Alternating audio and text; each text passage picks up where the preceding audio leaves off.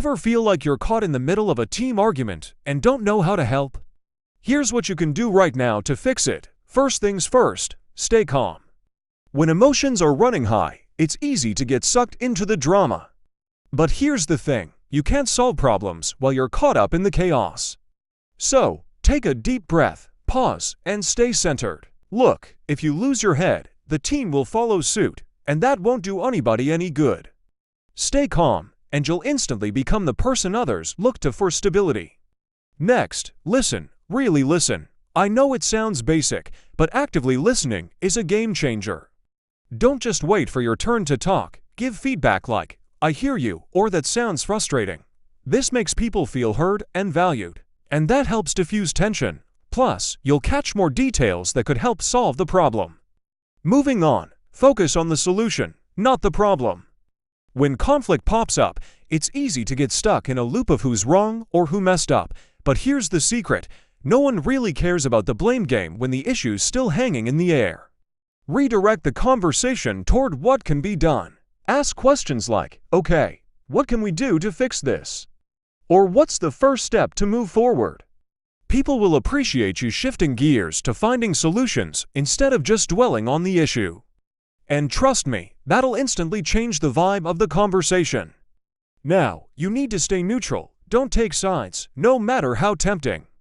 Your role is to stay impartial. Your goal isn't to win or lose the argument, but to move everyone past it. Approach the situation like you're a mediator. Focus on the facts, not the emotions attached to them. When people see that you're not taking sides, they're more likely to trust you and follow your lead. You also need to encourage open communication. One of the fastest ways to resolve conflict is by opening the floodgates for talk. Encourage everyone to speak their mind, but keep it respectful. Let people express themselves without interrupting. Sometimes, just giving people the space to vent is enough to release some of that built-up tension. Once that happens, you'll notice the team becomes more cooperative and focused on solving the issue, rather than just arguing. Speaking of communication, use we language, not you language. Shift your language to we instead of you. Instead of saying, "You didn't do this right," say, "We could have handled that better." This instantly makes everyone feel like they're part of the solution, not the problem. It keeps things collaborative and opens the door for more productive conversations. And here's a big one, own your part. Nobody's perfect, and chances are, if a conflict's brewing, we all have some responsibility. Admit your mistakes or acknowledge areas where you could have done better.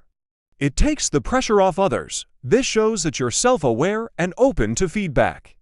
Plus, it encourages others to own their actions too, which makes solving the problem that much easier. Another powerful move is to find common ground. In the heat of conflict, it's easy to forget that most people want the same thing. Whether it's meeting a deadline or producing quality work, everyone's ultimately after success. Remind the team of that common goal. Say things like, "We're all here to make this work, right?" Or "Our main goal is to achieve this together." When you focus on the shared mission, it pulls people back from their differences and unites them under a single purpose. Finally, take responsibility for moving forward. Once you've helped everyone see the path to a solution, make sure the next steps are clear and actionable.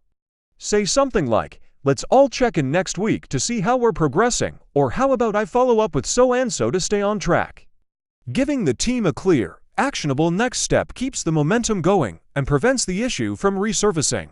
So, next time you find yourself in the middle of a conflict, remember these instant fixes. Stay calm, listen up, focus on solutions, be neutral, encourage open communication, use inclusive language, own your part, find common ground, and always move forward with a plan.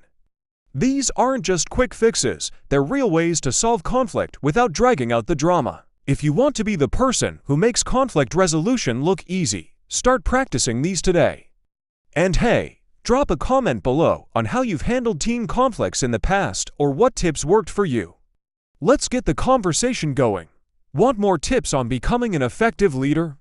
Hit that subscribe button, and let's keep building those leadership skills together.